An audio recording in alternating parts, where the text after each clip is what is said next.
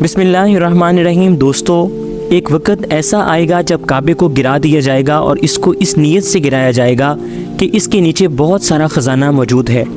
کعبہ شریف کو اس دنیا میں اسلام کا دل مانا جاتا ہے، جس سے ساری دنیا کے مسلمان بہت زیادہ محبت کرتے ہیں، لیکن جب اس کو گرایا جائے گا تو اس وقت کیا خوفناک منظر ہوگا۔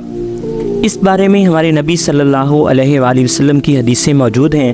سب سے پہلے کعبے کو ابراہ نے گرانے کی کوشش کی تھی، لیکن اللہ نے کعبے کی حفاظت ابابیل پرندے کے ذریعے کی اور ابراہ کے لشکر کو نیست و نابود کر دیا اور کوئی بھی باقی نہ رہا۔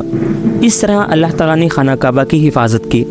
حضرت عبداللہ بن عمر فرماتے ہیں کہ آپ صلی اللہ علیہ وآلہ وسلم نے فرمایا، حبشہ کا ایک چھوٹی پنڈلیوں والا حبشی پوری رات حبشہ سے چلے گا اور وہ کعبے کو گرانے کی نیت سے آئے گا کہ اس کے نیچے خزانہ چھپا ہوا ہے، یہاں تک کہ وہ کعبے تک آ پہنچے گا اور کعبے کی ایک ایک اینٹ گرا دے گا۔ یہ ایک بات اس وقت بہت مشہور ہوگی کہ کعبے کے نیچے بہت سے بادشاہوں کا خزانہ دفن ہے اور وہ اسی لالچ سے کعبے کو گرا دے گا۔ لیکن آج بہت سے لوگ یہ سوال کرتے ہیں کہ یہ خوفناک منظر کب ہوگا؟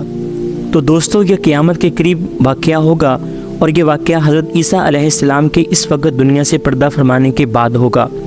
یہ وہ وقت ہوگا جب قرآن کو اس دنیا سے اٹھا لیا جائے گا اور حجر اسود اور مقام ابراہیم کو اللہ تعالیٰ اس دنیا سے اٹھا لیں گے۔ اس دنیا میں کوئی بھی اللہ کہنے والا باقی نہ ہوگا۔ اس کے بعد کعبے کو گرا دیا جائے گا اور اس وقت قیامت میں بس کچھ وقت ہی باقی رہ جائے گا۔ ہمارے نبی صلی اللہ علیہ وآلہ وسلم نے فرمایا، میں کعبے کو گرانے والے کو قرآن سے دیکھ رہا ہوں، اور اللہ کی قسم وہ چھوٹی پنڈلی والا حبشی ہے جو اسے ہتھوڑے سے گرا رہا ہے۔ جب کعبے کو گرا دیا جائے گا تو اس کے بعد اللہ تعالیٰ کا یہ گھر کبھی آباد نہیں ہوگا، اور اس کے بعد اللہ تعالیٰ منافقوں پر قیامت نازل کر دیں گے۔ قیامت کے منظر کے بعد یہ دنیا ہمیشہ کے لیے پرسکون ہو جائے گی، اور اس کے بعد صرف اللہ تعالیٰ کی بادشاہت باقی رہے گی۔